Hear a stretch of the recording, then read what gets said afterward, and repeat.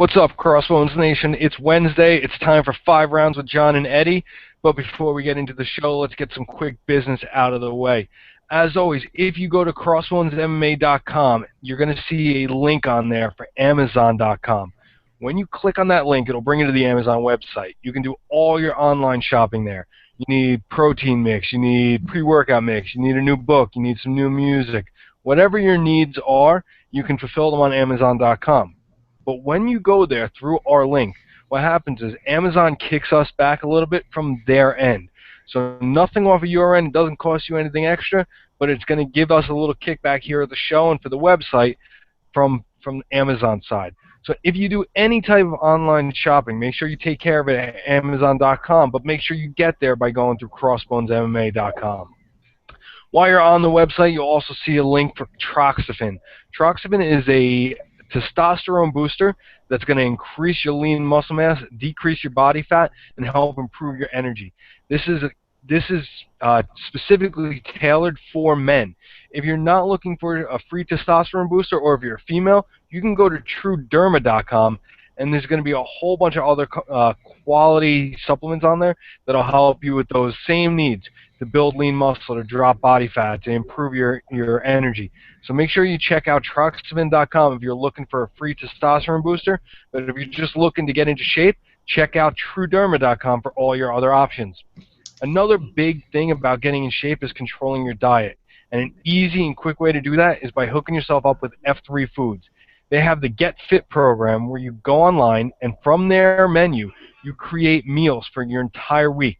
They send them right to your door, prepackaged, ready to throw in the oven, the toaster oven, the microwave, however you cook your meals, or if it's a salad or something like that, just eat it right out of the box. And what's going to happen is this is going to take all the guesswork out of preparing your food for you.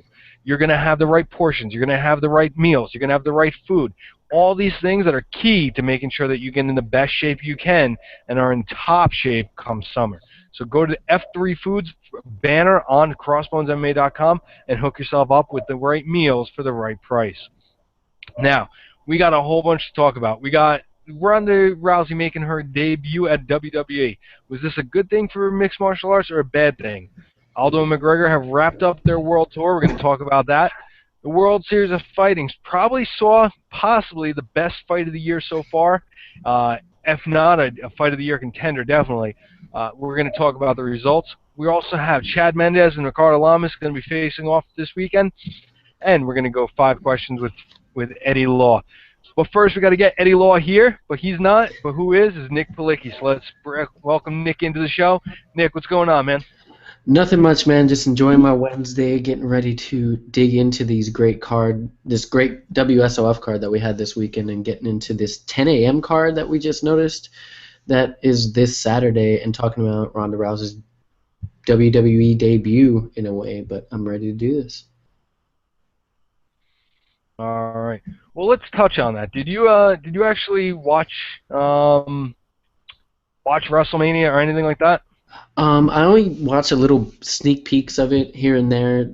I stopped watching WrestleMania years ago, but every time the only time I watch WrestleMania is when The Rock shows up, because I still like The Rock.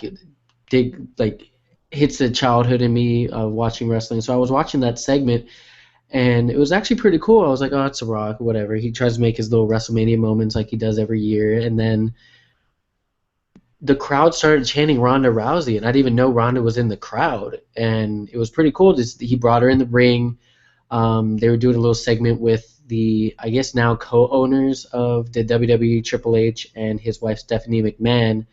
And Stephanie slapped The Rock, did this whole thing. Rock said, I'll never hit a woman, but I know someone who will. And ended up bringing Ronda Rousey in the ring with her little Dragon Ball Z shirt on, which was actually pretty cool. And we got to see like a cool WrestleMania moment with a UFC fighter, and Ronda Rousey ended up judo flipping Triple H on his head and everything like that. So it was a cool moment.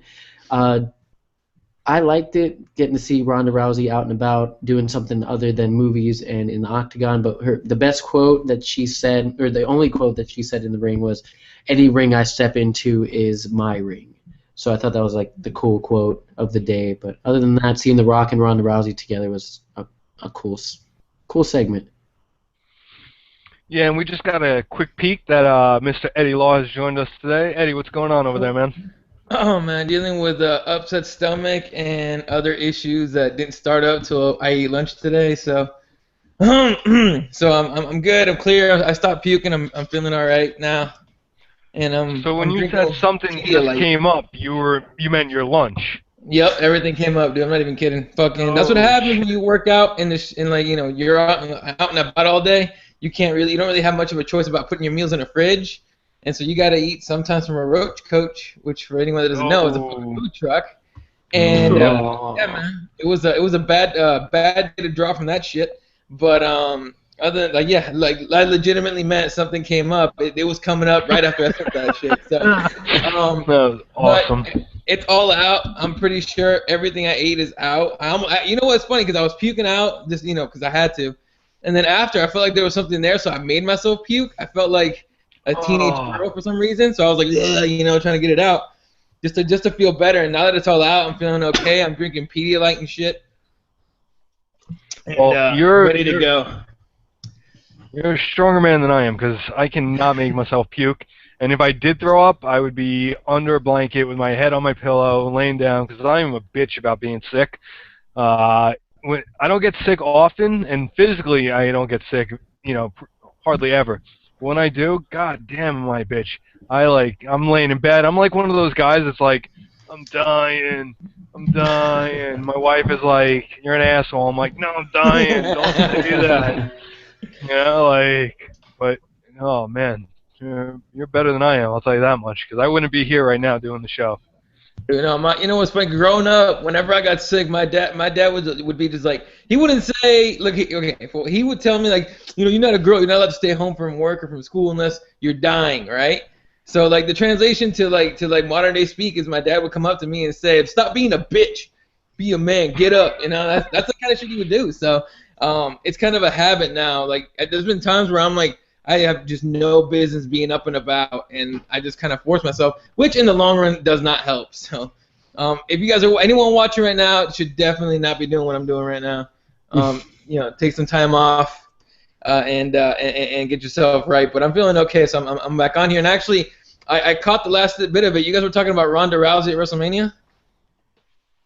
Yeah, I was actually going to ask you. Nick kind of gave his quick preview here about, synopsis of what happened. Did you catch this? What were your thoughts on this? Fuck yeah, I watched it, dude. Here's the thing. I had a bit of a hint. Here's the thing. Here's the reason why I was gonna watch. I wanted to see Brock Lesnar, and I wanted to see why Chael Sonnen was tweeting out pictures of himself at WrestleMania, right? So I'm like, whoa, all these wrestlers, all these UFC fighters. Nate Diaz was there with Gilbert Melendez. He was tweeting pictures out. Who else was there?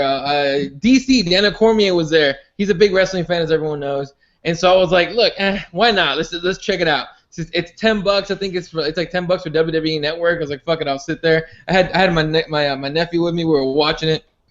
Overall, it was a pretty good show. Now here's the thing. Here's the thing. The only reason I know the names is because these are wrestlers that were there, or people that were characters that were there when I was still watching, which is. I stopped watching right after The Rock left. It was over. I didn't really give a shit about wrestling after that.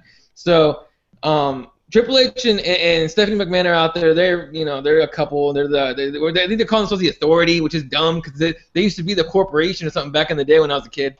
So anyway, so they're the Authority, whatever. They're out there saying that WWE is as big as it is because of them or because of Stephanie McMahon.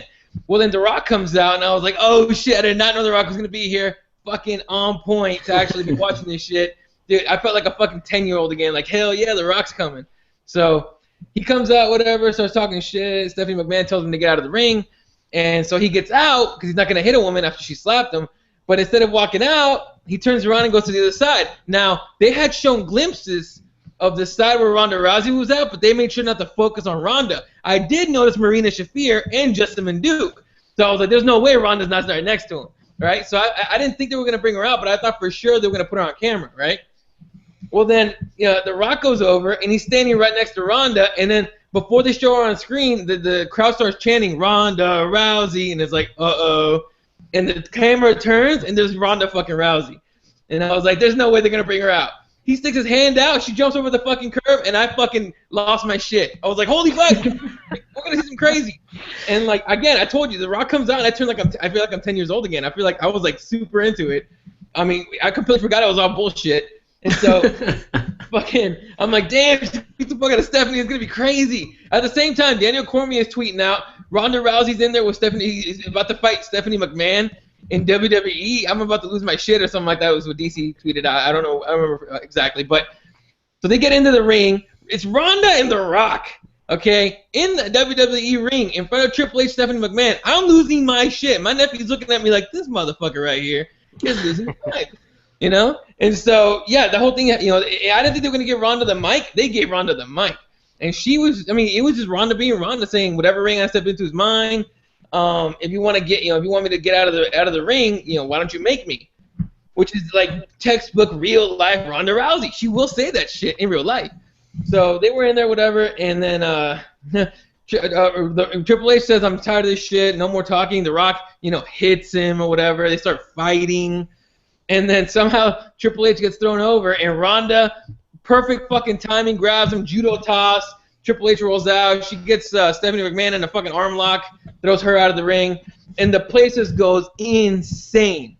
All right? And at this point, I was just almost giggling like a little girl, like, oh my God, that just happened. That's fucking insane. So me and DC were losing our shit. I heard DC, there's pictures of DC out there later on in the night, supposedly with tears in his eyes, because some guy that he wanted to win won the title. So anyway, I honestly think that the Ronda Rousey appearance is what made that show. You know what I mean? So I thought for sure Ronda Rousey being there is what made WrestleMania. I don't think WrestleMania would have been as big this year had Ronda Rousey not been there, which in my opinion shows you the power, the entertainment value, the marketability, the everything that is the once ever package that is Ronda Rousey. So, you know, and she freaking tweeted out like the next day that we're not done yet. This is just the beginning, some shit like that. So it's a great move by Ronda. It's a great move by UFC to let her do it. Now, you know, last night on Keyboard Warriors, you know, the consensus for the most part was that UFC really had nothing to gain from that. And I say yes and no. You know, they're all gonna get some of the guys that you know, like those people tweeting out, I'm a Ronda Rousey fan now because she came on WWE. You never know if those kids are gonna tune in or not. So it's I think WWE gained way more from it than UFC did. But overall, look, man, I love entertainment, and I love shit that when The Rock is involved, and just throwing Ronda Rousey in there is just fucking extra for me. So I thoroughly enjoyed that little segment. The rest of the show was, you know, whatever. Brock Lesnar looked like he was in fucking fighting shape. I don't know if you guys saw him, but he looked fucking jacked and lean. All right. Usually he looks, you know, way too big, like just freakishly big. He looked lean and he looked, you know, like ripped and tough and ready to go. So, you know, who knows if he was training, if he was really training MMA before he signed that contract or that extension with WWE. But regardless, I mean, he looked really, really physically fit and able to go. So, I mean, that's really the reason I tuned in to see Brock Lesnar, you know, see how he was going to look. But all in all, man, the Ronda Rousey thing was cool. The Brock Lesnar thing was cool. Again, there was a lot of UFC fighters there. Nate Diaz, Gilbert Melendez, you know, Daniel Cormier. I'm sure there was a bunch more that just, you know, that I didn't pay attention to. But, you know, it's a weird thing that a lot of people don't like. And I know Aaron Robbins from Stand and Bang, and he was on Keyboard Warriors last night. He really doesn't like the world's mixing.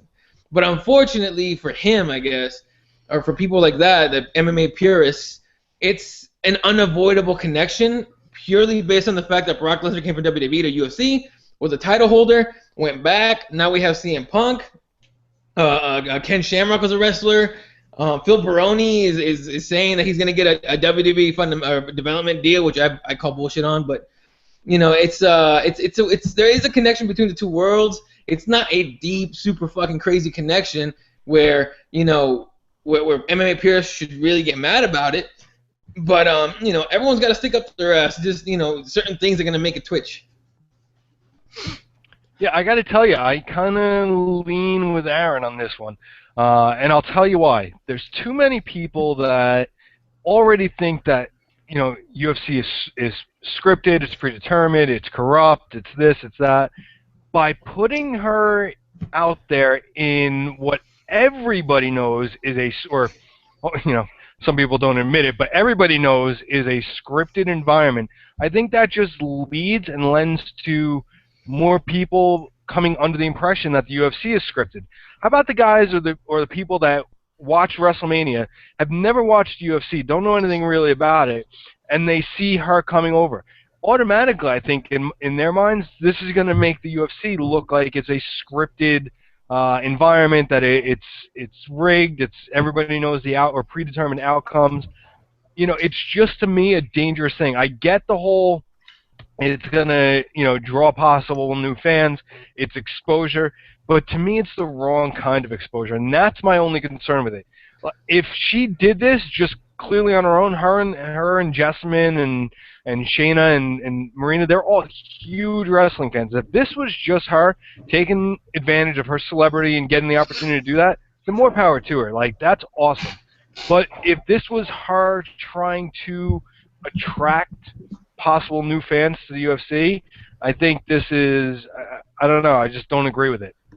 Yeah, well, I think it was more of a personal thing, because when she even says in interviews that when she was a kid she used to watch wrestling. She's a huge wrestling fan, so I think it was more They still do. Yeah, I think it was more of a personal thing for her, not just to get more fans into the UFC. CM Punk's already doing that. Ronda Rousey doesn't need to do that stuff, and I think it was just more of a personal thing for her, and she's already teaming up with The Rock in the new Fast and Furious movie, and supposedly she's going to be in the newer one that comes out and everything like that. I think it was more of a personal thing for her to even just have a WrestleMania moment too. And I don't know if it's an April Fool's joke. Today's April Fool's. I don't believe anything I read online right now and today, but supposedly she's going to be in the next year's WrestleMania in a tag team match with The Rock. It's April Fool's. I don't know, whatever, but if you never know, it could be just for her personal reasons. I really want to do this. It's something I always wanted to do. It's a childhood dream of mine. That's why I want to do it. And she can. She has all the money in the world to do what the hell she wants to do and fulfill her dreams and everything like that. So I don't think it hurts the UFC. I don't think it hurts Ronda Rousey. I don't think it hurts MMA in general, because yes, UFC and MMA have this little thing saying that, oh, they're gonna be scripted now. They're corrupt and everything like that. If you watch an actual fight and you see them punching each other in the face, and they're bleeding and they're getting the hell beat out of them, like perfect example is the Carlos Esparza Jędrzejczyk fight and the Anthony Pettis RDA fight. If that was scripted, you'd know it, because Pettis was supposed to win, Carlos was supposed to win. They're the champions, they're the favorites, they're supposed to win, and we know that didn't happen. So it doesn't hurt the UFC, in my opinion. It just makes Ronda Rousey look more of a badass. Yeah, what were you gonna say there, Eddie? Before that? Sorry. His thing about Ronda Rousey is again, she's shown that that ability to be good at everything she does. It's freaking crazy, right? I mean, we've seen, when they first started bringing celebrities to wrestling, I was still watching when they brought Mike Tyson, right? And you know Mike Tyson. I mean, I watched every one of the Mike Tyson's big fights, you know, and you knew how bad of a man he was when he got in there with Steve Austin and started pretending that they were gonna fight and all that shit. I'm like, look, Stone Cold got 0 shot. Mike Tyson just gotta throw one hook in there and it's fucking over, man. Steve Austin will be just begging him to stop and crying like a little bitch. That's what I kept saying when I was a kid. But, you know, his acting wasn't that good as far as being a wrestler, pretending to be angry and all that stuff. Ronda Rousey didn't even look like she was trying. She was being herself. That's literally what she talks like at all times. So, I don't know. I think we're watching something special grow here. And put the WWE thing aside. I get the whole, you know, it's not really helping MMA.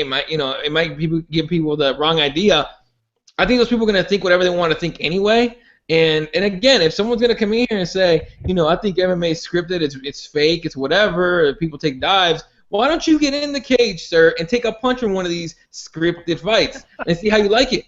Okay, see how much of a pro wrestling thing that really is. And then we can talk once you got your teeth knocked out. All right, I've been in before. I know how real that shit is. So, you know, but regardless, like, you know, those fans, people are going to think whatever they want to think. I agree with Nick. I think it was a Ronda Rousey thing. I think it's something she wanted to do. She has the ability to do. Dana White signed off on it. The UFC signed off on it. There's a picture of Dana White watching it, fucking giggling like a little girl, fucking in Europe while he's on the world tour, and he loved it. He thought it was great, and so I didn't hear any rumors about it. Her going back to WrestleMania. If that gets confirmed, I'm gonna watch it. I just have to now, just because I'm a huge Ronda Rousey fan, and if The Rock's gonna be there, even more. But it's I don't know, man. I think we're watching something special here with Ronda Rousey already being undefeated, already being the toughest chick on the planet, and the movies, everything. I mean, what's next? She's gonna have her own talk show, Ronda and midday and shit. You never know. So I just think it's it's almost like it's Ronda's world. Whatever she wants to do in it, she's gonna do, and as long as she doesn't get hurt, I really don't give two shits. Well, that's the thing. What if she does? What would happen if she's got, Triple H, or I think that's what his name is, Triple H. She goes to throw him, and something happens. She slips or he slips, and she blows her knee out. What happens then? This is just. I mean, she could blow her knee out tomorrow at training. Knock on wood that doesn't happen. But I think just taking unnecessary risks. Not that, throwing him or whatever it was. I only watched the one little clip. I thought that was the end of the WrestleMania event. I thought that was like the final thing. I didn't realize that was that there was more after that. But I don't know. I think I was gonna ask you if Dana knew about it ahead of time. I know Rock and Ronda share an agent, so it was easily set up. But you already touched on that Dana knew about it. I don't know. Like I said, more power to her. It's I'm glad she got to fulfill that, and for her and the other girls, it's a huge thing for them. I don't know. I don't know if I want to see her, acting in a wrestling match next year. I don't know about that. Yeah, I don't know. Nick, did you have something else to say, or I felt like we cut you off earlier? No, I'm good. All right. Dude, real quick, I just got a tweet from somebody, one of my friends, saying that Tyson Fury wants to fight MMA. Get the fuck out of here. Yeah, I saw that. It's April Fool's. Is it okay? No. Suppose. What would you say? Is it? Because I was gonna say, is it? Because I actually heard that earlier as well. And yeah, it says because he tweeted out this. He tweets out 2 hours ago. Serious talks are underway with Scott Coker to make my MMA debut in Bellator. First of all, if it happens, Bellator is the spot to do it. Coker. But yeah, Coker tweeted out earlier that Coker put it out earlier that they are in talks, and right now it's they made an offer to him. They got to see how serious he is about doing it. Well, someone better teach this boy how to sprawl, man, because this isn't fucking boxing, all right? He called out Cain Velasquez saying he wanted to fight him. Cain's going to take him out so fast and snap his neck on the way down. Fuck it, because this dude does not know jack squat about MMA. Tyson Fury talks a lot of shit about MMA, and now he wants to jump in it. I mean, hell, earlier today, freaking Floyd Mayweather saying that MMA is for beer drinkers. First of all, Floyd Mayweather, god damn it. If you're going to talk shit about anybody, at least do it tactfully and make it entertaining. MMA for beer drinkers. Okay, boxing for woman beaters. How's that, bitch? Like, what are you talking about, jackass? Don't be talking about shit about MMA when 99.9% of the fighters could kick your ass. You know why? Because when you're swinging up here, that takedown's coming, and your fucking knee's gonna get blown out on a heel hook, cunt. So, sorry about that one, but still, cut the shit. Stop talking shit about MMA. Okay, stick to your little fucking whack ass, way too late fight with Manny Pacquiao. Make you $250 million and get the fuck off the planet. Here's my take on that one, because I read that too. After working at a sports bar that showed both UFC and boxing, the more drunk people are the boxing people. I'm just going to say that, because I had to break up more fights in a boxing event than I had for a UFC event. So boxing to me is for more of tequila and beer drinkers, in my opinion. Nice. Yeah, but before you went off on that, you talked about how Dana was at the World Tour and was watching the watching WrestleMania. What were your thoughts on the World Tour now that it's finally wrapped up? Conor McGregor, Jose Aldo's World Tour, I think is done and over with at this point. What was your thought on that? Let's start with you, Eddie. The world loves Conor McGregor. I mean, other than Brazil, this guy was cheered everywhere he went.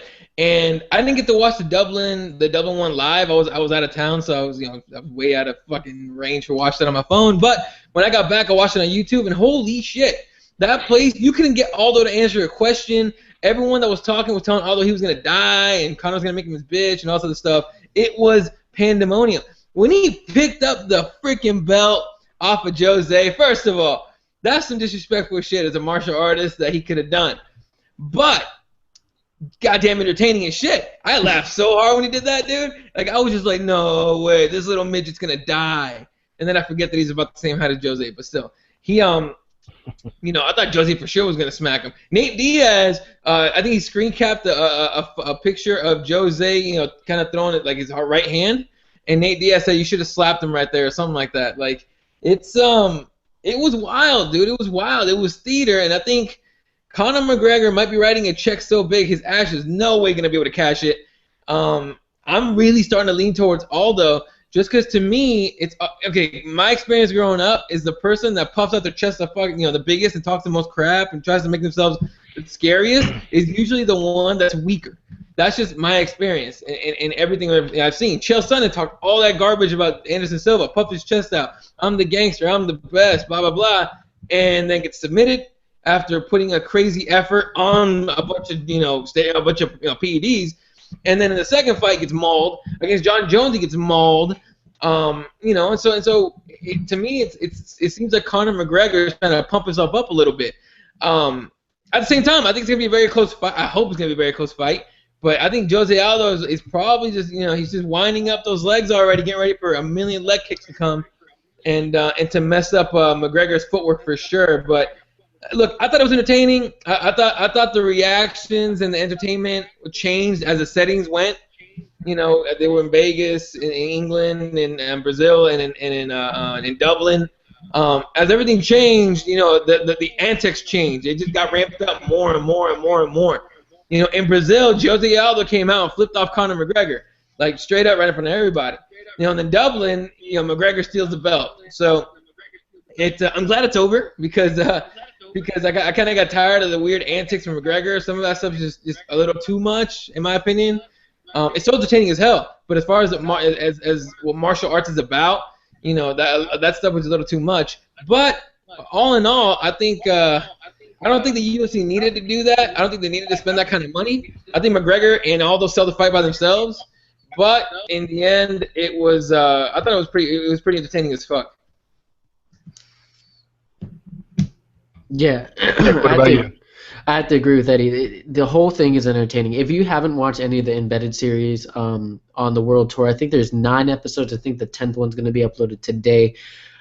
Go watch it because everything that Conor says is gold.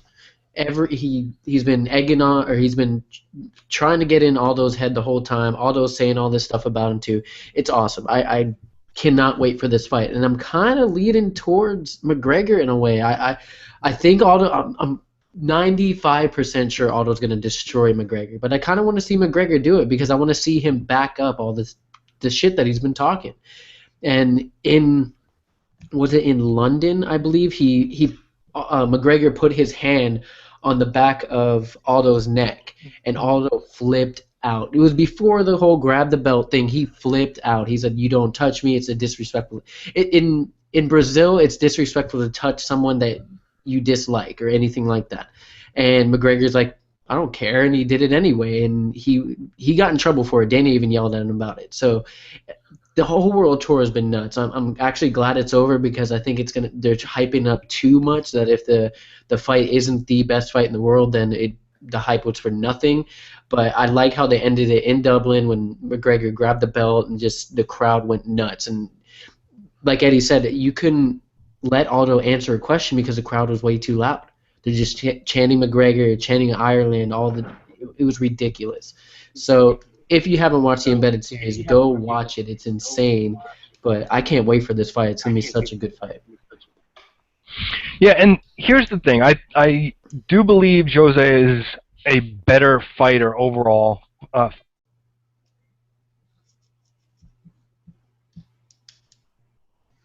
Fighter than Conor McGregor. The weight division, if not the entire UFC.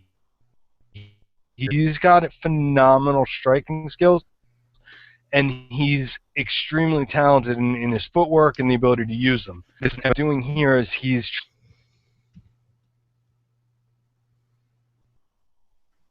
and Eddie, you mentioned we saw what happened there. It's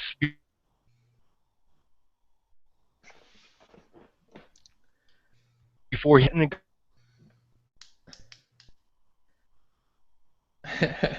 guy that's really change what's happening. And what's happening here is we have the possibility of Jose Aldo, who is always very happy, always very friendly, always businesslike, now getting into close to physical confrontations during the fight with or during the World Tour with Conor. This could be him making a mistake that cost him the title come July.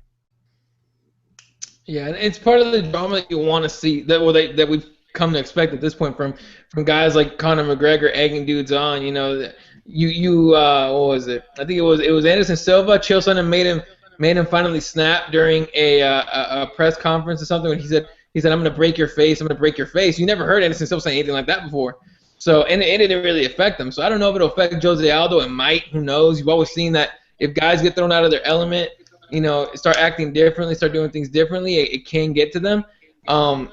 In the end, this is the best part. This is why I don't mind there being a somewhat of a connection between MMA and pro wrestling. Okay, because you can talk all you want to in pro wrestling, everything's scripted and we know it. In the end, these two are going to have to get in a cage that's going to get locked behind them, and they're going to throw bones. And whoever has prepared the best, has the best cardio, has the best striking, has the best everything, is going to be the champion come the end of that fight.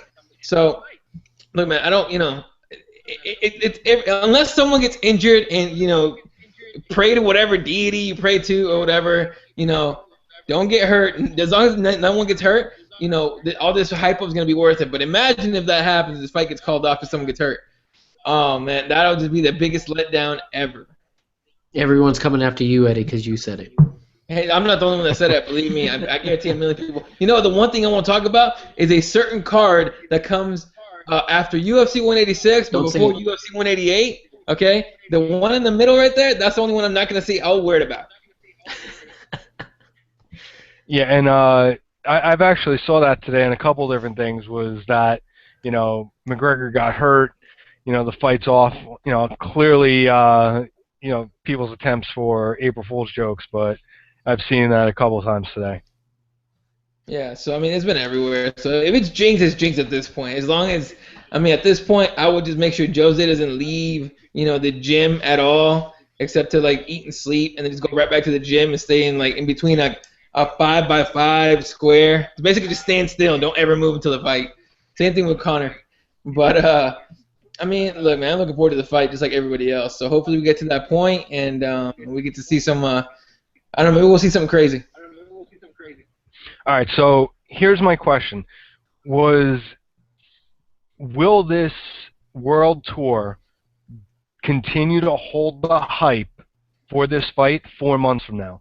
Because we're April 1st, so we got all of April, May, June, and then 10 days or 11 days into July before the fight. So 3.5 months. Will the hype and the tension that's built up during the last 10 days or whatever the World Tour was, will it carry over for the next 3.5 months? You know what? Not only for the Irish. How's that? Only the Irish are gonna get two shits. They got nothing else to do but drink and watch Conor McGregor. Apparently, that's all they know about and yell about and chant about. So, look, no, it's not gonna hold. People, look, our attention spans in this society, especially in the U.S., is about this long. All right, this long, and you already forgot about what you were thinking about 5 seconds ago, right? So it's gonna, they're gonna have to keep reminding people every single card you're gonna get some kind of promo piece of Conor McGregor and Jose Aldo. They have plenty of cards to go in between, just like we were talking about. You were talking about this 4 months and change or whatever of time. So no, it's not gonna hold. That was my first thing, was like, why are they doing this now? Why don't they wait for a little longer? But maybe it was because they need time to, they do need time to be in their camps and train and all that. So that's part of the reason.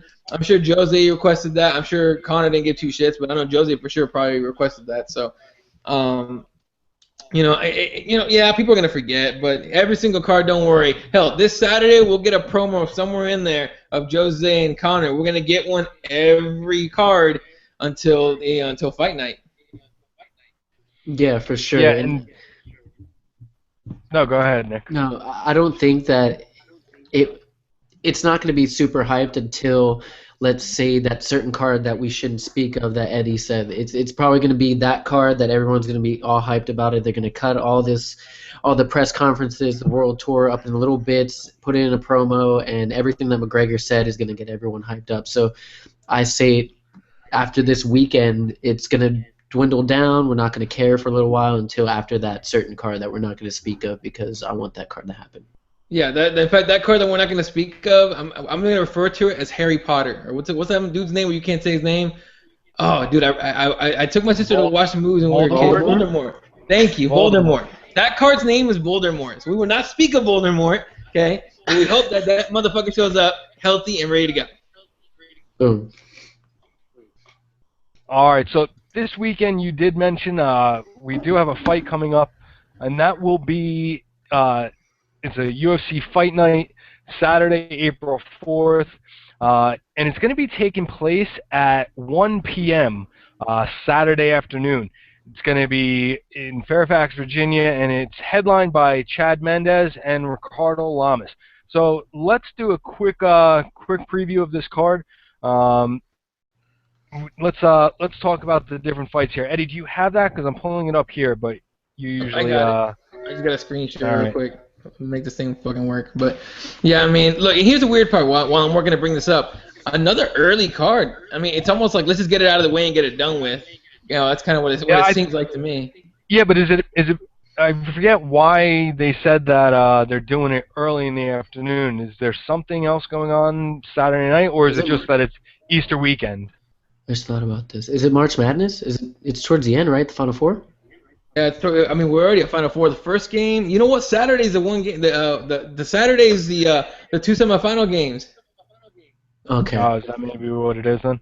Yeah, and then the title game's the next night, I believe. I think. Yeah. So, yeah, it might be it. On top of being Easter weekend, that I mean, it doesn't really mean much to me. I don't really care. So, but yeah, it's weird to see that this card's, and look how small it is. I mean, that's a pretty small card by UFC standards, right?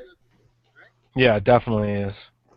So, I mean, kicking it off right here, we got Ron Stallings, a choir boy, against Justin Lazybones Jones. This is just the face on Ron Stallings, by the way. They told this guy, okay, on 3, we're gonna do this on 3, 1, 2, and then he blinked. Yeah, that's what happened. I don't know what it's like he's got extra eyelids on his eyes. It's kind of weird.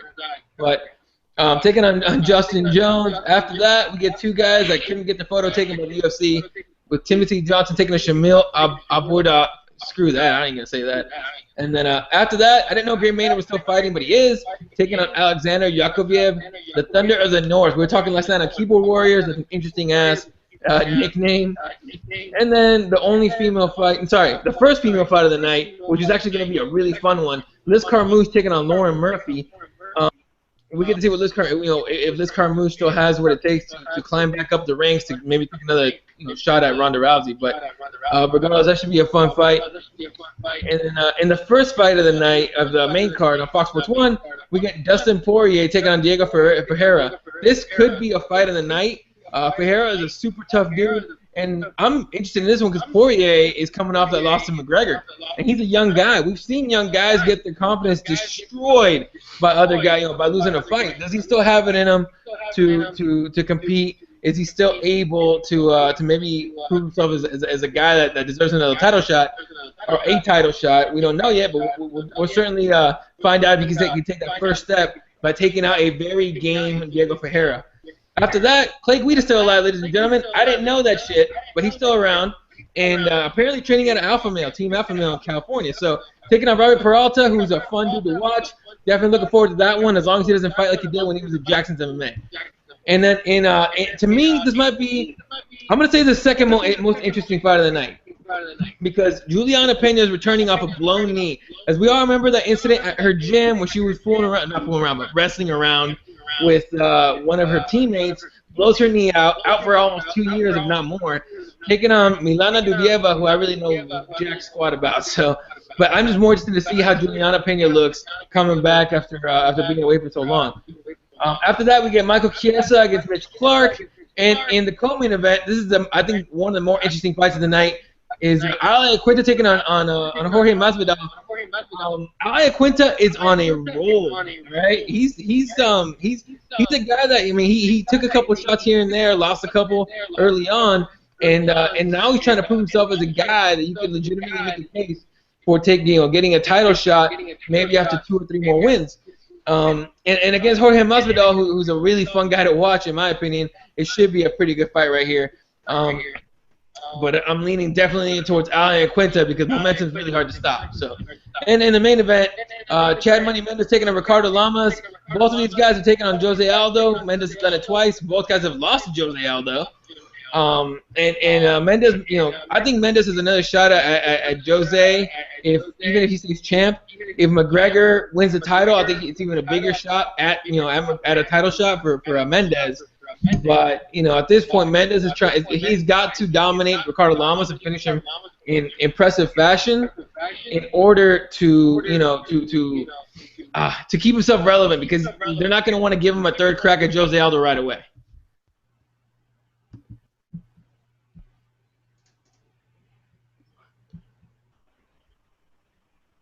So I mean. Yeah, and.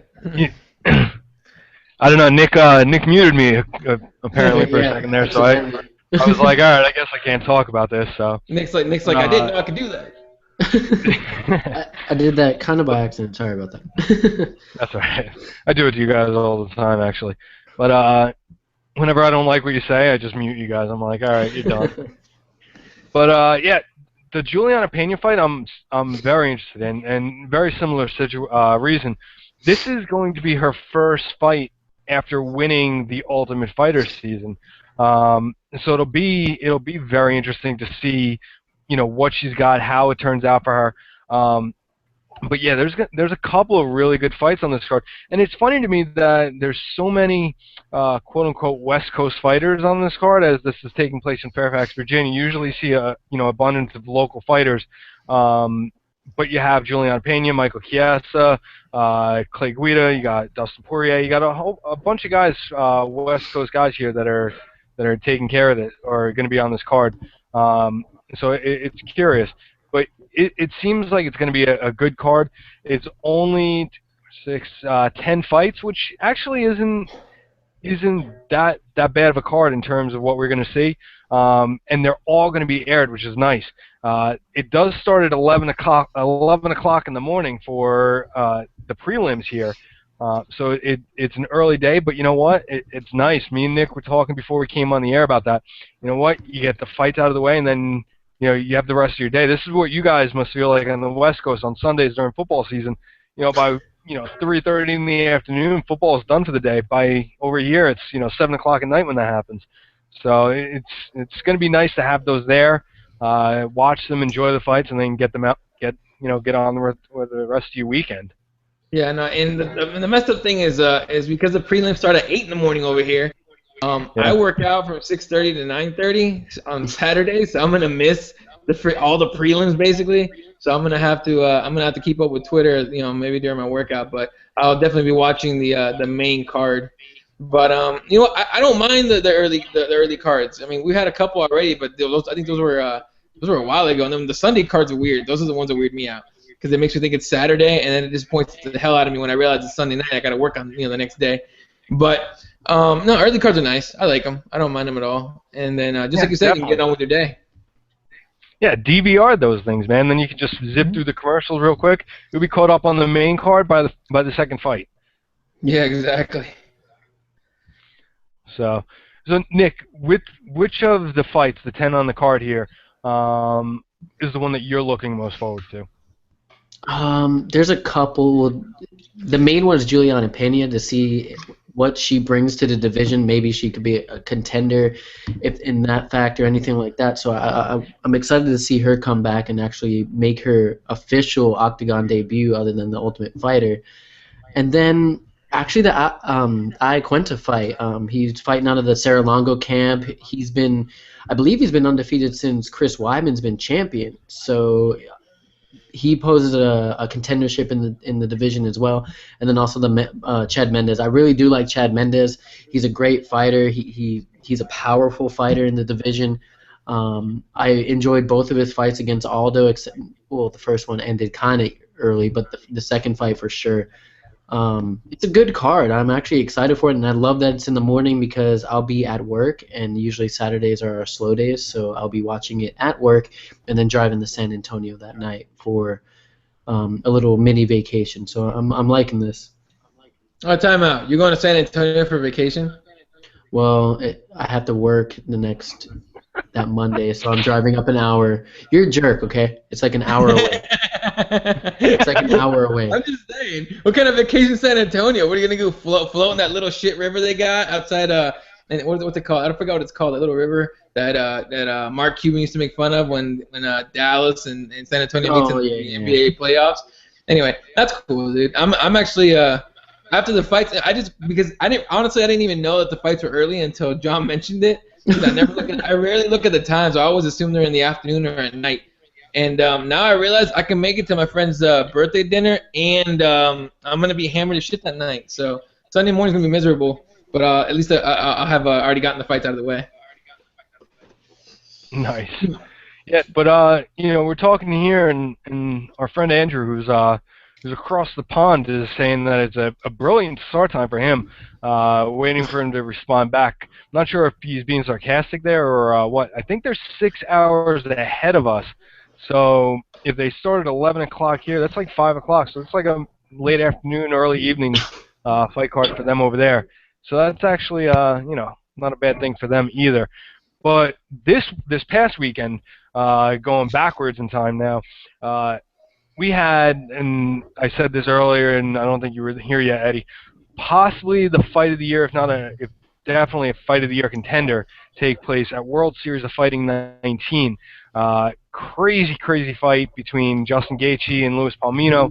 And you were there. You were in the audience for us. What was it like being there? Because that had to have been like just insane. Watching it on TV was insane. I can't imagine the energy live in the crowd. Right.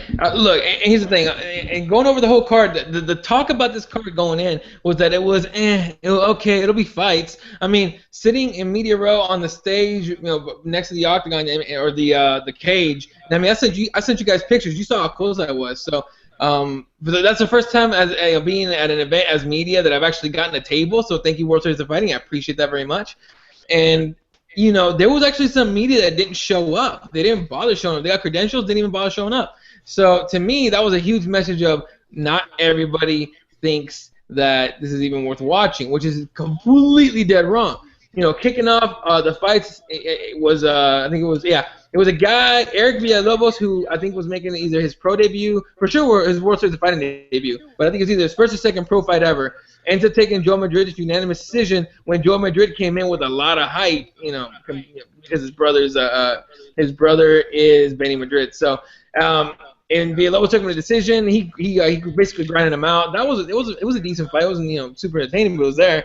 After that, Arizona Combat Sports product Matthew Franco, who's an Aussie, he kicked the shit out of Eric Regan and ended up finishing him via head kick knockout in the second round. Here's the thing: watching that live, I felt bad for Eric Regan because look, the dude's super tough. He hung in there. He took a lot of shots. He took a ton of knees and head kicks. Like way too many for one fight. And when he got finished, man, Eric Regan, he ate the last head kick and he drops, and his eyes are still wide open, but his face is kind of like, it almost like he was dead with his eyes open. It was creepy as shit. And in fact, today, I think the suspension, the medical suspension, were released by the Arizona Boxing Commission, and they actually recommended that Eric Regan retire. That legitimately said, stop fighting, okay, dude? Like you're not cut out for this, basically. But you gotta respect Eric Regan's toughness. And Matthew Frink, who's a kickboxer who's fun to watch, and he's got a future in World Series of Fighting for sure. And after that, Dan Hooper defeated Israel Aquino via first round TKO. That was a good fight overall, but nothing super special out of that. Then after that, Andres Ponce defeats Juan Archuleta via submission, a triangle choke. First of all, Archuleta was dominating this dude the whole fight, and then he made one mistake and gets triangle choked.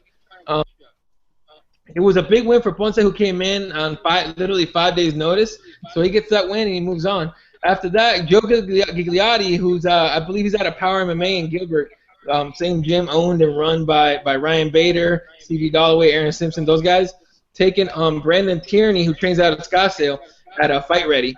So that was, it started off being a pretty good fight. Tierney was kind of laying some kicks and punches on Gigliotti, but I think Gigliotti hurt him real bad with the overhand right, I believe is what it was, and then Tierney just kind of, he just had nothing left for the rest of the fight, and he gets TKO'd in the third round. And in the, a feature prelim, Jimmy Spikuza defeats Benny Madrid via split decision. This Jimmy Spikuza guy looks just like GSP.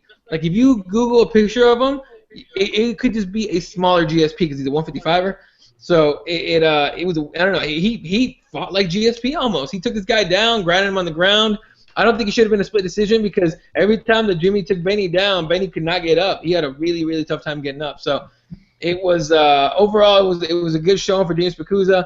I was actually talking to a couple of his teammates on Twitter who look, let's be honest, the World Series of Fighting prelim stream is pretty bad. So they were actually following my tweets to keep up with the fight, and their teammate was fighting, and I was talking back and forth with one of their fighters, and yeah, they agree with me. It shouldn't have been a split decision. I don't know what one of the judges was seeing, but the main card, and let me preface whatever prequel. I don't know what the word. English is my second language. Don't fucking make fun of me. Anyway, but it was here's what happened. When I got to the event, I got there maybe like half an hour before the rest of the media was even supposed to go in there. I kind of just took a shot at getting in early, and I sat in the back, and there was whispers already in the back about Matt Hamill being at urgent care, which in my I remember hitting up John on Facebook Messenger saying, hey, there's a rumor that Matt Hamill's at urgent care. I'm not going to tweet it out yet because I need to confirm it. So I was trying to get it confirmed, and nobody would confirm it.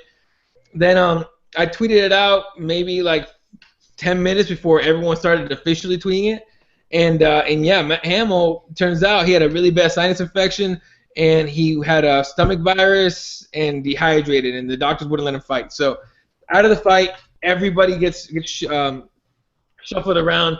Moved up to the main card is Clifford Starks taking on Jake Hoon, and then Teddy Holder moves up to take on Thiago Silva, and the only guy that got screwed of the whole thing is this guy Eddie Armendezi, I think is what his name was, and this Eddie guy was pissed off in the back. I mean, he was angry so much that Ray Sefo himself had to come back and calm the guy down. But Armendezi got his show money and his fight money, so I mean, good for him, he got paid. But I'm sure it sucks that he trained that whole time for to fighting and didn't get to fight.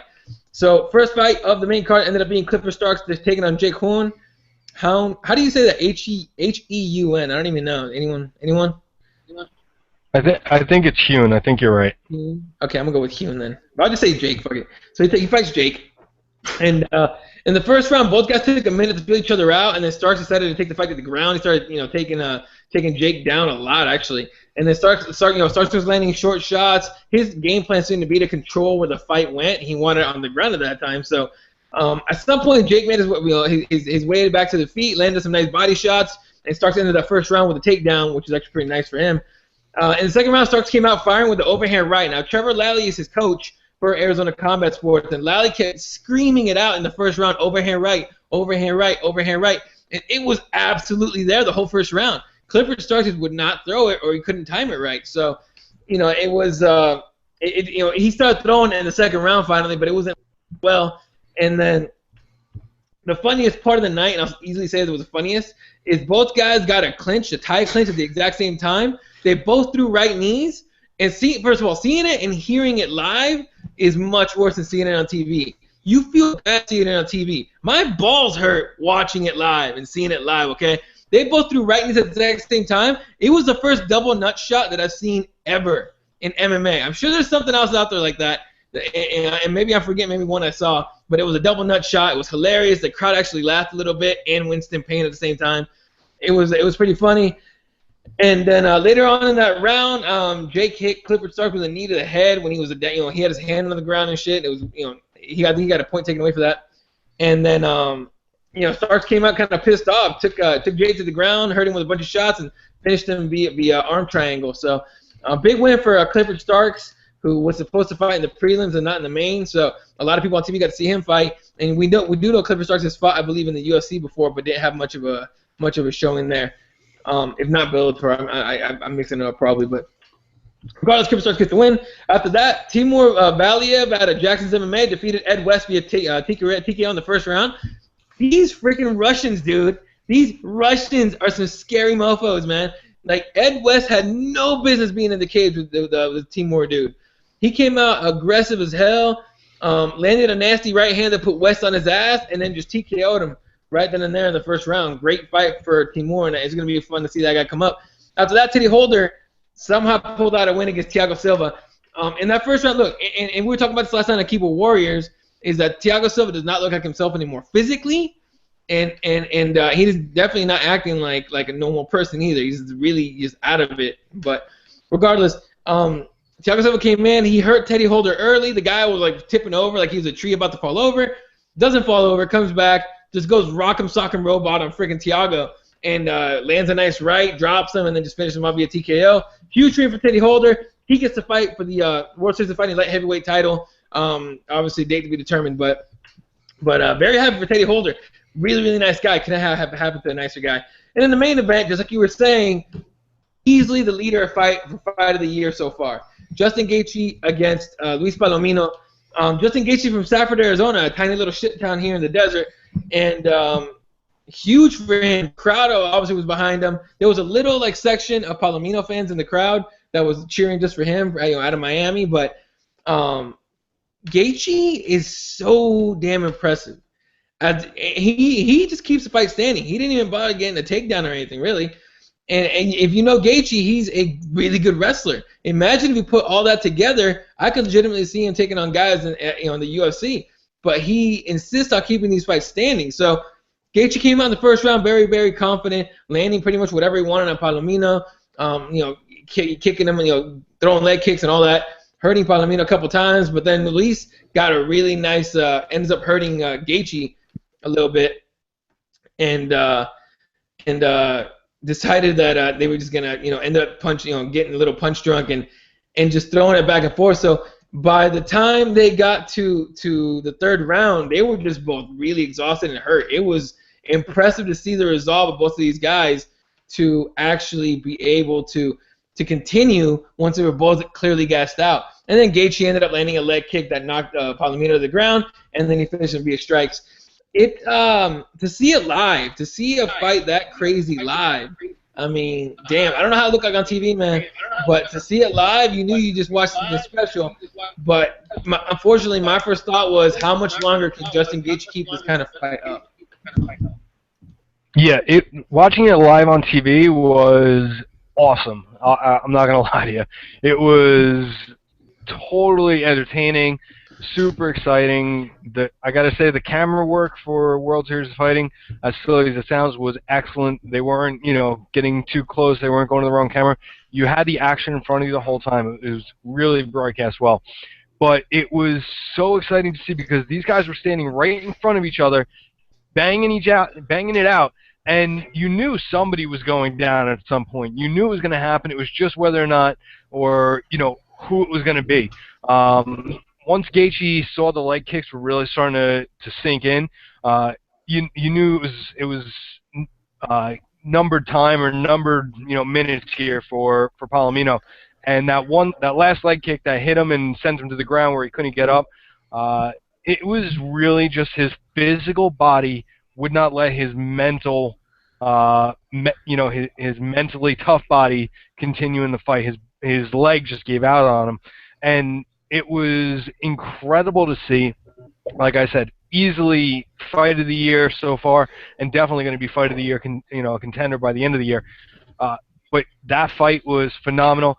But going back a fight before that, Thiago Silva definitely looked like a shell of himself, not the killer we used to see.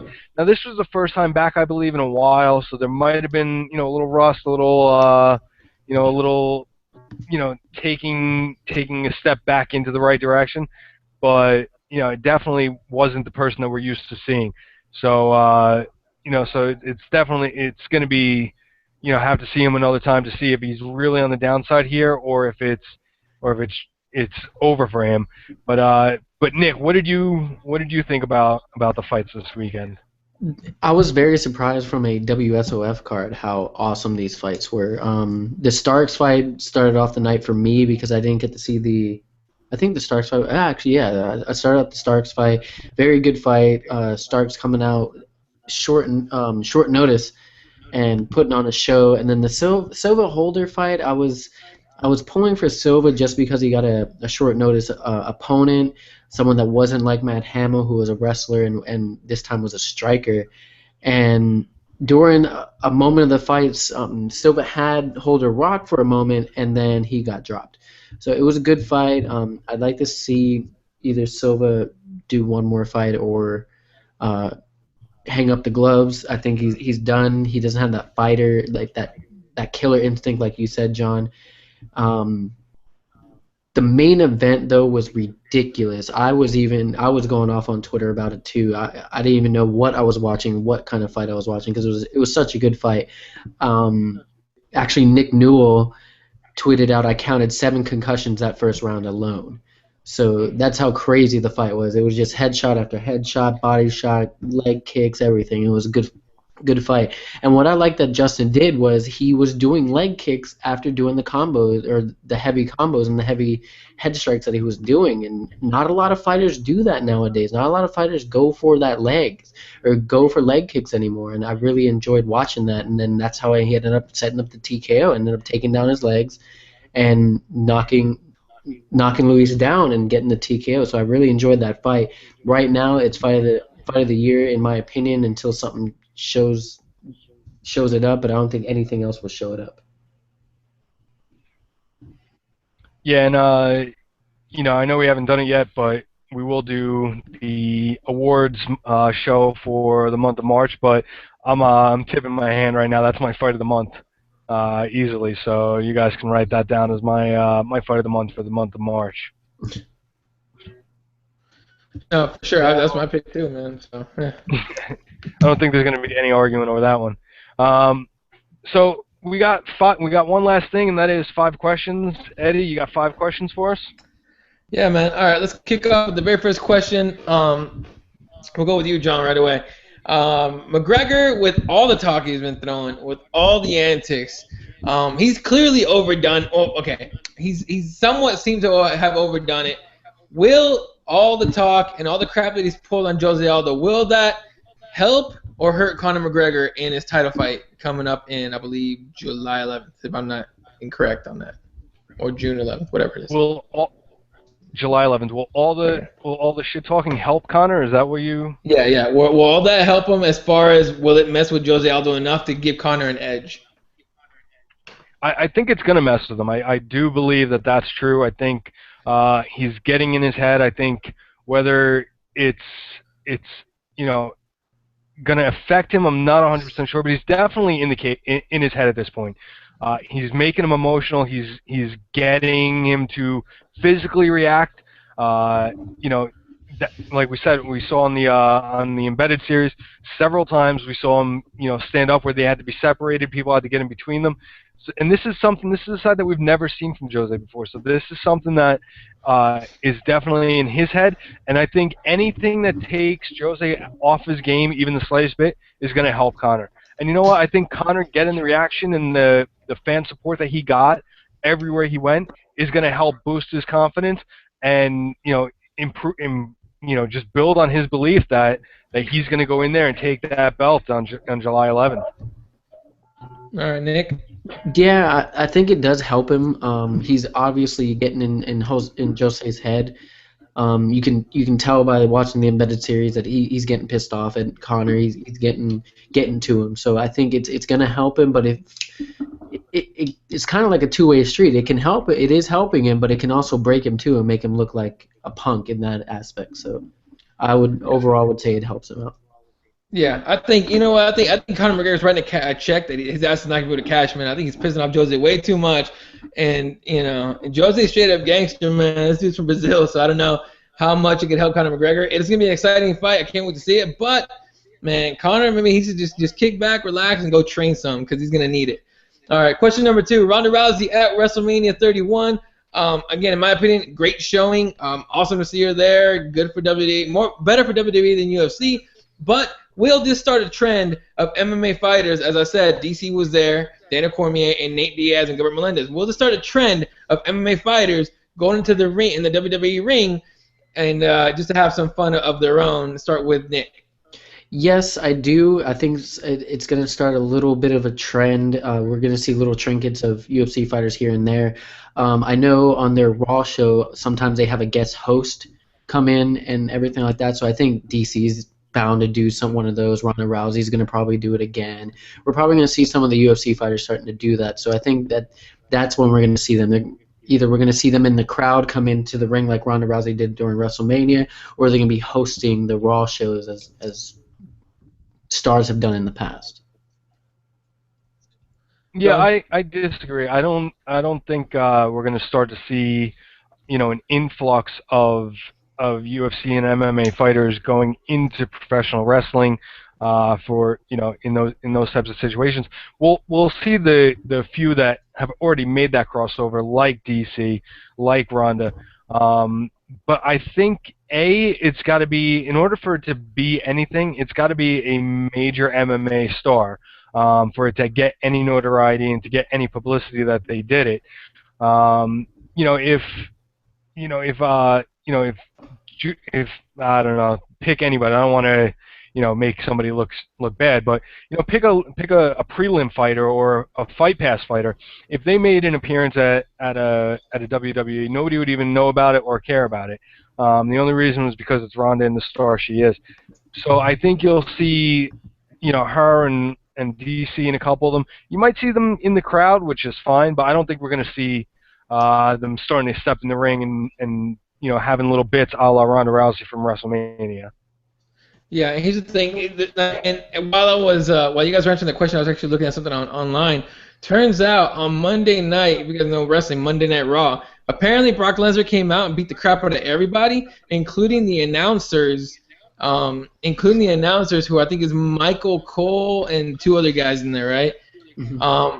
Chael Sonnen, I would not be opposed to him calling matches. That'd be interesting to see. So that'd be kind of cool. He was in the backstage of WrestleMania in the employees' party supposedly. So who knows? Maybe that's a thing. Maybe that's coming up. So that'd be a little bit more of a mix of MMA and wrestling. Well, wasn't that a hinted thing too? That he said that he was going to do something with the WWE. So I think really? That's what they're hinting at. Yeah, I read an article saying that he was going to be at WrestleMania, that he's going to have a big part in the WWE, but we don't know what it is yet because he hasn't announced it. So.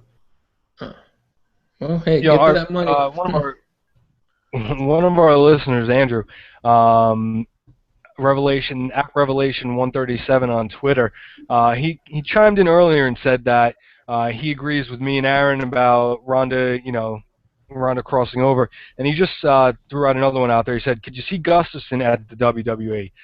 It just shows the type of fighter I'm guessing he meant if they want to get involved in that. So could there be negative backlash for fighters that cross over? We'll have to see. We'll have to keep an eye on it, but he's also thinking the same thing, that I don't think we're going to see a rash of stars crossing over at this point. Yeah, I mean, it's to be seen. We'll wait and see, and obviously we'll always find out the answer to whether or not it's going to help or hurt certain fighters. But look, a lot of these guys grew up being pro wrestling fans, so I wouldn't be surprised if anyone jumped over and just had a little bit of fun in WWE before taking their next fight. Hopefully, they don't get hurt, which is obviously one of the bigger concerns. All right, next question, which is question number 3. Justin Gaethje showed that he is a sick-ass fighter. So the first question you always see with these guys is, could they make it to the UFC? And if they get to the UFC, could they actually hold their own?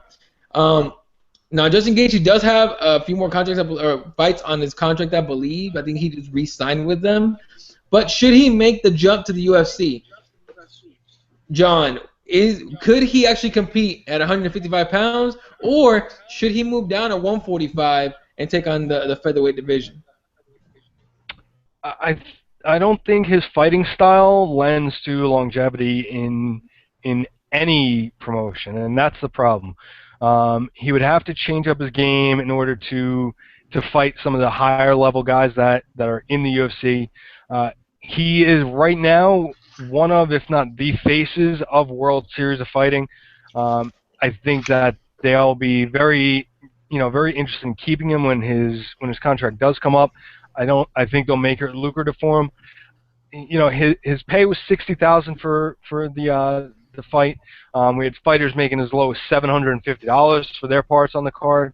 But he's making decent money. It's just a matter of the saying, does he want to be the big fish in the little pond, or does he want to be a small fish in a big pond? Because I don't think he has it in him to make a run to the top. I'm not taking anything away from him. He's a phenomenal fighter. But I think the level of competition in the UFC is much higher, and I think that the style of fighting that he goes into each fight with would just lead to, bad situations for him and ones that he wouldn't be able to get out of. All right, Nick? I would love to see him in the UFC. I want to see what he can do against, quote-unquote, the real fighters in MMA. But I would like to see him in the lightweight division. I think he'd do actually pretty decently in... I'm looking at the rankings right now, like in the top 15. I can see him beating most of those people. I'd like to see him against like Edson Barbosa against a Michael Johnson, and then like you said, if he maybe 145, I'd like to see him against maybe a Ricardo Lamas, a Cub Swanson, a Dennis Bermudez, and anything like that. So I think it would be pretty good in the UFC. I would like to see him in the UFC. I was even talking to one of my friends about it after his fight this weekend, that I would like to see him in the UFC. So, but I don't think WSOF will let him go. I think they're like John said, it's their baby. He's undefeated. He's a star in WSOF. Until another star comes along and the crowd starts connecting to them, then we won't see him in the UFC for a while. Right, and I think if he's able to get out of that contract, or maybe he has a UFC out, who knows? Obviously that we're not privy to those details. Should he go to the UFC? I think he should move down to 145. But I also agree with John that he needs to change his fighting style, because it's not going to help him to stand and bang with dudes. He needs to be able to use his top-notch wrestling that he has in his arsenal to not only help himself last longer in as far as a career goes, but to win fights. Wrestling's a big part of MMA, and if you don't use it, especially when you have it, it's just a waste of skill. Now you can go the other way and be a Ben Askren, but fighting's fighting, man. You got to do what you got to do to win. Anyway, so all right, question number 4. All right, if and I was talking about this yesterday, is in the 155 division, where right now everyone wants to see Khabib Nurmagomedov get to the title fight. Should he beat Cowboy Cerrone? That's obviously the next fight to make. Now, Anthony Pettis has been calling out Nate Diaz. That's not a fight that's going to happen. There's no way. There's no reason. Nothing to gain out of that for Pettis. Everything to gain there for Nate, but nothing to gain there for Pettis, in my opinion. So, depending on who wins that fight between Cerrone and Khabib Nurmagomedov, do you want to see Pettis take on the loser of that fight, and if he wins that one, he gets a title shot, regardless of who's the champion? Or do you want to see Anthony Pettis work his way up a few, 3 or 4 fights before he gets another crack at a title? And we'll go with Nick first. I do want to see him. If Nurmagomedov wins, Anthony Pettis isn't going to fight him. Nurmagomedov's going to get the title shot automatically. If Cowboy wins, I would like to see the rematch of Anthony Pettis, Cowboy Cerrone, because yes, I think Cowboy has the right tools to beat Pettis, but he just got, I said it in the past, he got caught with that unlucky body shot, and it dropped him. And I think that would be a very entertaining fight. I think it can go either way. You can see Anthony Pettis doing the same thing, or you can see Cowboy winning it too. So I would like to see that if Cowboy won, but I don't want to see Anthony Pettis versus Nurmagomedov, because I want to see Nurmagomedov just get a title shot. I do like the fighter. He's a great fighter. I want to see that kind of skill get a title shot, but I think Anthony Pettis would beat him hands down, like every time. I agree. John? Yeah, and I think that's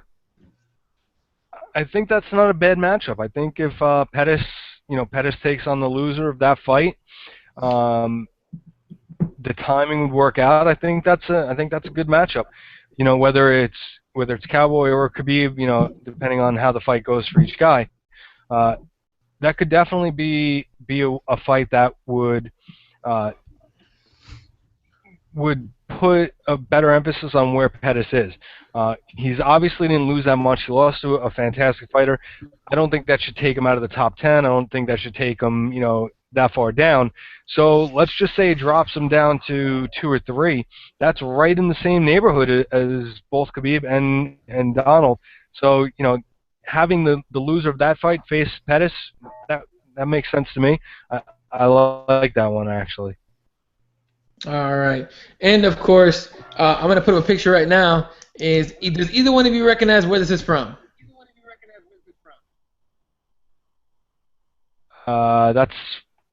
That picture is from it's from her ad for the clothing company she got. Right. But the one on the right side, I'm literally looking at Nick like you should know. Yeah, you got me. It's Android 18. Is that Final? Yeah, it's Dragon Ball Z. I'm looking at the okay. clothing right. Yeah, why? No, I'm just saying, if you guys recognize it. I do. This guy, Box Logics on Instagram, does this shit all the time. He does really good work. And this is a picture he took of Android 18 from the Dragon Ball Z series. For anyone that watched the series, I'm a big Dragon Ball Z nerd, like big time. So it's the Red Ribbon Army, Dr. Damn it, I forgot his name. But that super old ass fucking android built these other androids, one of them being this blonde one. And Boss Logics on Instagram just put Ronda Rousey's face to it in what I think is a genius Photoshop. So I just want to give a shout out to this dude. Does really good work. Ronda Rousey retweeted or tweeted it out. I thought it was pretty good work. So I just want to see who recognized it. That's the I guess that's the last quote unquote question right there. I'm just saying real quick that needs to happen. That's actually pretty cool. Yeah, she did that. She's actually a Dragon Ball Z nerd herself. She actually wore the Vegeta it's over 9,000 shirt at WrestleMania. So honestly, I think it makes Ronda Rousey even more attractive. But that's just me. All right, so I'm trying to confirm this right now and see if this is just a April Fool's joke here or not, but I'm seeing in a bunch of places that Miesha Tate is out of her fight with Jessica Ai. Cool. But like I said, I can't see if it's can't tell if this is an April Fool's joke or not. It looks like Miesha actually wrote it, but again, not sure if it's an April Fool's joke or not. See, that's irresponsible as hell to do that. All right. Well, like, you can't fucking put that shit out right now. It was supposedly made 2 hours ago. I'm clicking on the Fox Sports link to it, and Fox Sports does not have it. Has the article? Oh wait, no, it does. No, it's a pop up. No, it's not found on the Fox Sports page. So, I think it's an April Fool's joke. Hang on. Okay, this is weird. All right, so I found an article from eFightNews.com, which again is April 1st. You can't take shit serious. Yeah, E News is where I see it, and I saw it on BJ Penn, but I don't believe anything they say. So fuck BJPenn.com. Sorry, I'm just saying it. But actually, not sorry. Fuck. Yeah. But Tate revealed on Twitter that she never signed a contract fight because she's injured right now. The tweet saying, "Because I got injured, I can't take the fight. Sorry, Jess. I was super excited about it. Maybe a later date." Yeah, I don't know. Like I said, this will be one to keep an eye on, because I can't, usually if they put something like that out, usually it's real quick. It goes back to, oh, April Fool's, just kidding, kind of like our buddies over at Americana did. You called them on it, but this one I'm seeing on a bunch of different places here. So see, I don't know how you guys see it. I've been clicking on links and it says like error message. This is not what you're looking for, but what is this? And then it's like a joke. So this is Misha Tate. Jessica I tweeted 3 hours ago. Misha Tate, why haven't you signed the contract? What are you waiting for? We are ready, with a little emoji. And then Misha Tate responded to that tweet, because I got injured, I can't take the fight. Sorry, Jess, whatever. So it looks like it's true. Yeah, that's what I was seeing earlier. Another one I'm actually reading while I'm sitting here on this site, on efightnews.com, is that Abel Trujillo is out of his UFC 186 fight with a broken arm. So, again, it could be an April Fool's joke, not saying it's not, but well, let's do this. Let's wait until tomorrow to confirm anything, because today anything. So, by the way, real quick, all right, how amazing does Misha Tate look right here? Is it the Instagram picture? It's an Instagram picture. Yep. Don't matter. It's real. It's hot. Misha Tate is fine as hell. It doesn't matter. So, all right. Well, I mean, that's all I got for this week's show. You guys got anything else before we get out of here? Nope. No, nothing other than I'm going to go, because I'm starting to feel a little queasy again. I'm going to go puke again and see if I can even attempt to work out today, but I'm not sure I'm going to be able to do it. But other than that, dude, I'm ready to go. All right, well, you bounce out. Take care. This is wrapping it up. You can follow him when he's not puking on Twitter at elaw31. I am at MMA John G. He is at Nick X Micro. You can always follow the station at CrossBonesMMA. And our lead writer is Don. He is at CBMMA_Don. He's been putting out some great articles, the top fives that you guys see. And you can follow all our shows just by typing in CrossBonesMMA Radio into both iTunes and Stitcher, and a lot of places where you find the podcast. So make sure you do that as well. Make sure you go to CrossBonesMMA.com for all your news and updates. We just posted the latest embedded video. Video 10 is out and is up on the website, so click on over there to check it out. While you're there, make sure you click on the Troxavin link, the F3 Foods link, and click on the Amazon.com portal if you have any online shopping news. We're going to not be here on Saturday unless unless Eddie talks somebody into it, but we'll be taking most likely this weekend off for Easter, so we hope you all enjoy, and we'll be back next Wednesday. But have a great weekend, and don't just have a great day, make it one.